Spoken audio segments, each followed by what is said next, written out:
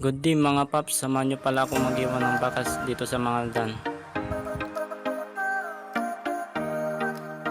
Ito nga pala yung bike natin mga paps.